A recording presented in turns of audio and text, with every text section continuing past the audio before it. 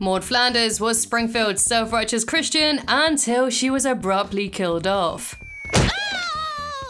And so, cast into the deep dark depths of animation hell, left to become Satan's mistress. Oh, for crying out loud. But did she deserve this? Did her character contribute enough in the show to keep her? Or was her death the best thing that could have happened to Ned, the show, and even Maude herself? This is a super juicy one, folks, as this is the complete timeline of Maude Flanders. Her early life. Now, unfortunately, we don't really know where or when Maude was born. We don't actually meet her parents or hear about them for that matter, but we do come across her when Homer is shown what his life would have been like if he became school president. This includes turning down a certain Maude Flanders as a prom date, as he would have much rather dated Debbie Pinson. Debbie Pinson! Which is interesting, as we know that Ned Flanders is 60 years old in the present day timeline, so that's a big age difference. Marrying Ned and meeting the Simpsons. We don't really pick up on Maude's life until she meets her dear husband, Ned Flanders. We meet the newlyweds on the road to their honeymoon, having got hitched at 2 p.m. that very day. They come across the needy Homer and Marge, and Maude is initially reluctant about helping the dirty lovebirds. But Ned, being the persistent good Samaritan he is, put his foot down, and even though it may seem kind of insignificant, this could hint at how their presumed perfect relationship may have a few hairline cracks. Ned seemed like the kind of guy who believed and performed as he felt a Christian should, whereas Maude seemed to love the judgment part, but she didn't really want to get her hands or her car dirty.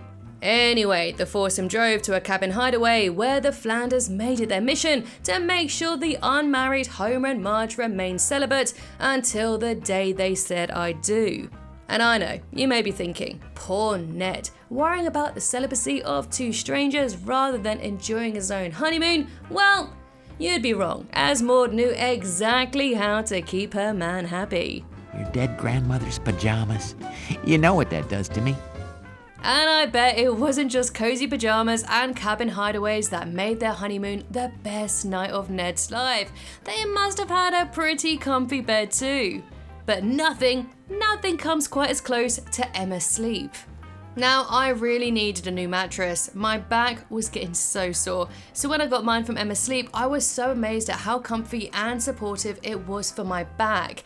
It's delivered conveniently in this big old box, and I simply unpacked it, popped it on the bed frame, waited for a few hours for it to fully inflate, and it was ready to be used. With its memory foam technology, coolness for those hot days, and premium spinal support, I genuinely get to sleep so much quicker, and I just have a better night's sleep in general. They make it so easy and so flexible for you to make the right choice too, allowing you 200 nights to make sure that the mattress suits you, and if it's not, they collect it completely free. They offer the same service for their divan beds too. Handmade in the UK, they're stylish and designed in neutral colours to bring together any bedroom. And at the moment, they've got amazing savings on their premium products, with 50% off site-wide, as well as an additional exclusive discount using my code Simpsons. So simply click the link below and enter the code Simpsons for a great deal and an amazing night's sleep.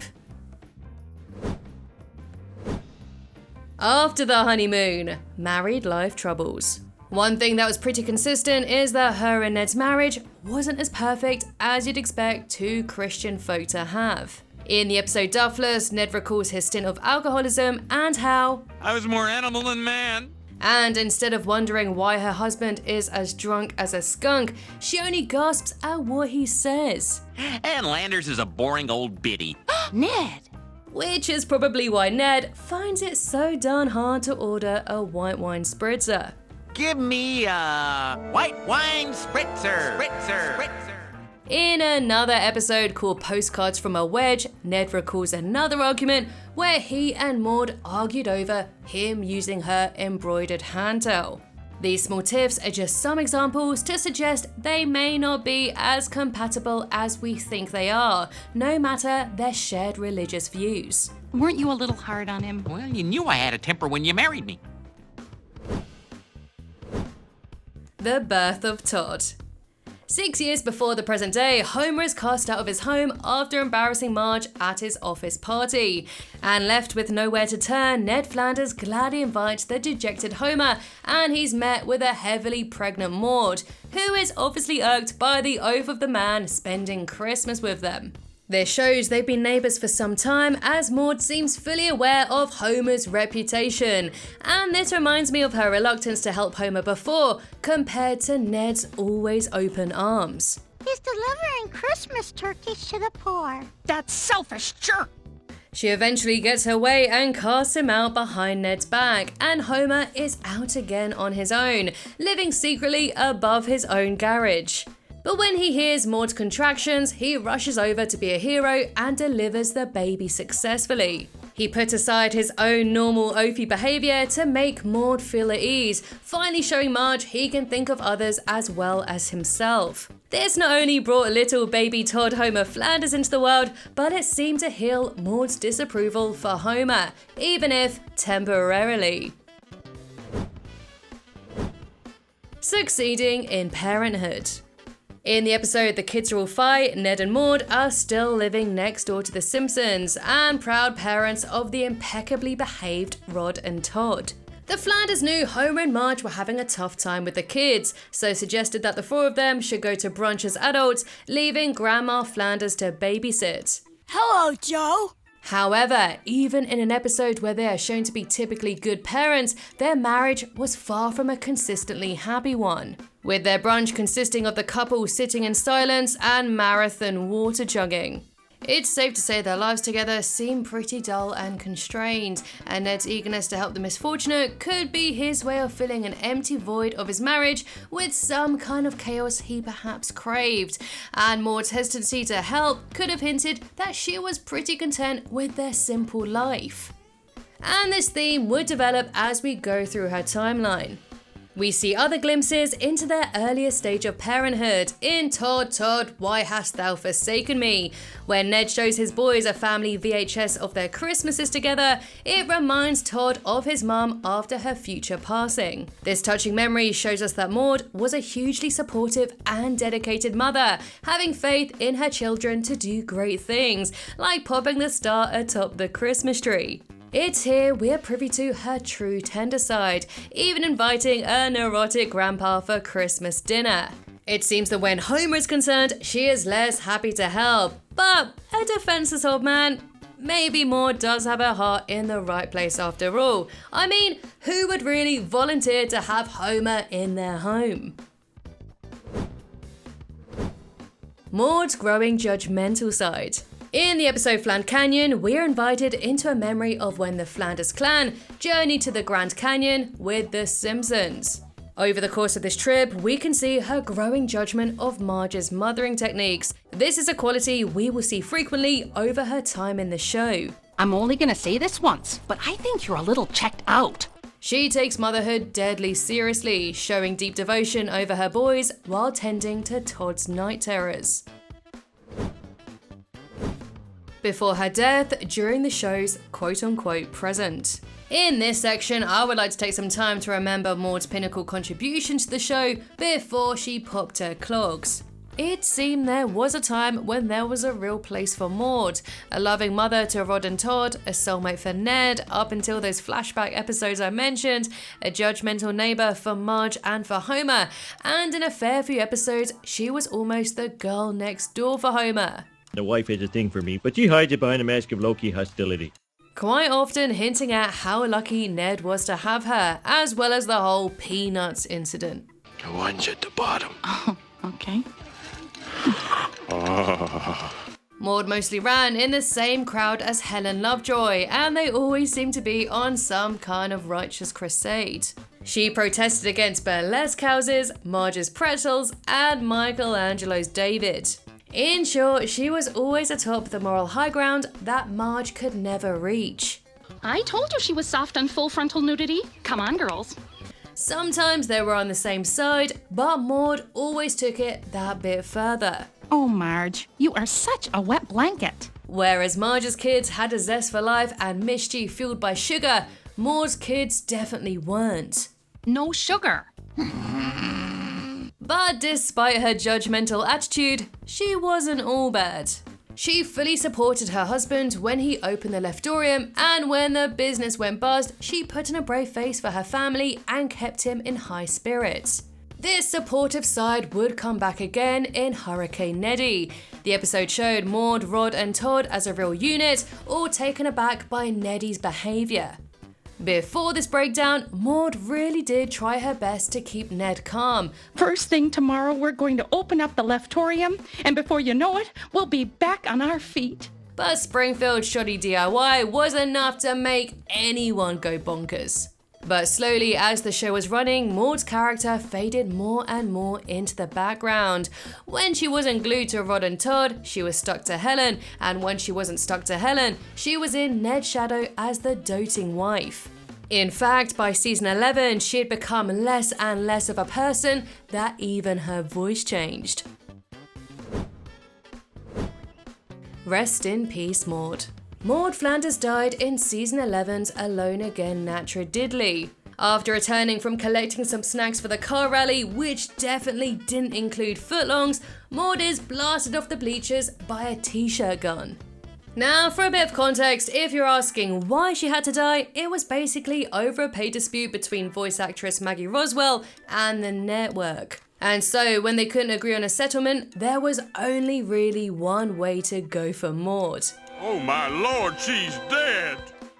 It was weird to see her funeral set amongst the tombstones of Bleeding Gums Murphy, Beatrice Simmons, and Frank Grimes. As the difference was that Maude did have a place in the show outside 1 or 2 episodes. But maybe, just maybe, her true contribution to the show was post-death. Maude's real purpose. Yeah, Maude's death was sad and that, but we cannot deny it sparked off a whole new interest in the Flanders household. And it was a rather quick pivot too. In the same episode as her death, you know, after being knocked off the bleachers, her funeral and Ned's grieving, he was back on the dating game. Albeit pushed by Homer, but I can't help but feel that this was the creator's way of also getting Ned's character back on the horse. No longer tied to the overdone nuclear family shtick he had been upholding for so many seasons. It seemed that we were now introduced to a whole new Ned, not just the happy-go-lucky neighborino, but someone who felt a bit more dimensional. And I'm not saying that this episode didn't have any heart. It did show Ned's attempts to date, but his determination that Maude was the only one for him shined through. It made him grieve even more, even settling down his faith for a short time. And I may not go to church tomorrow. But when he hears the sweet voice of a certain Rachel Jordan, it seemed to mark that there was a whole lot more of love, life and character still in old Neddy. And God really did have a plan for him. If you count Fox as a god, that is. And it wasn't just his love life that was being reawakened.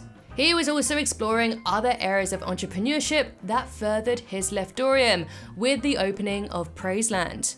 This park was dedicated entirely to Maude, inspired by drawings she had left behind in her sketchbook.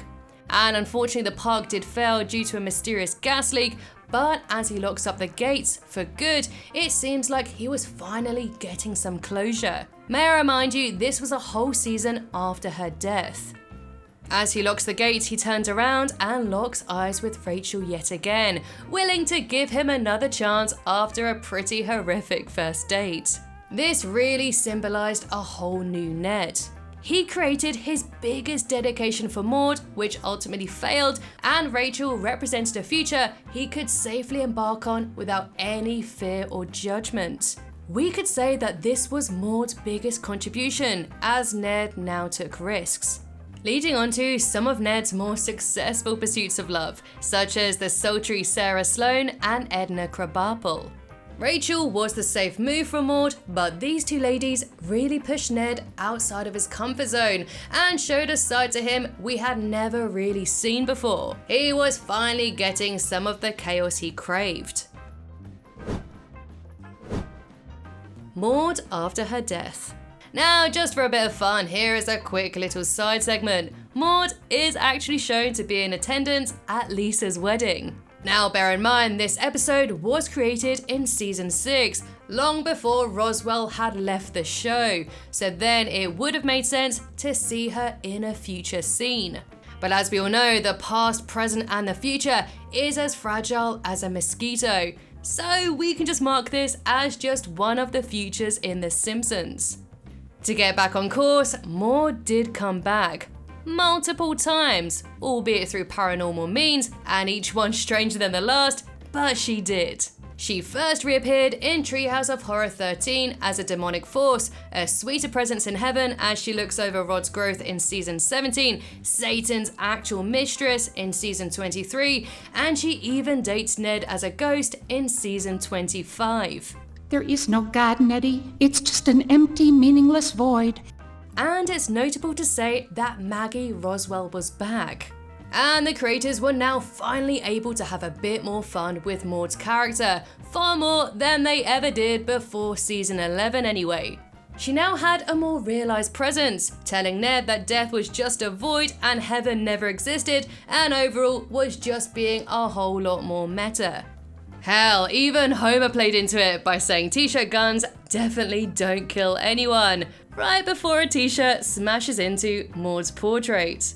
But it seems that in season 29, she finally gets her revenge, and perhaps unveils the true dark nature that she was trying so hard to conceal. Flanders' Ladder is perhaps the strangest Simpsons episode ever, so if you're one of those who try to forget that The Simpsons even exists past season 15 or so, you've been missing out.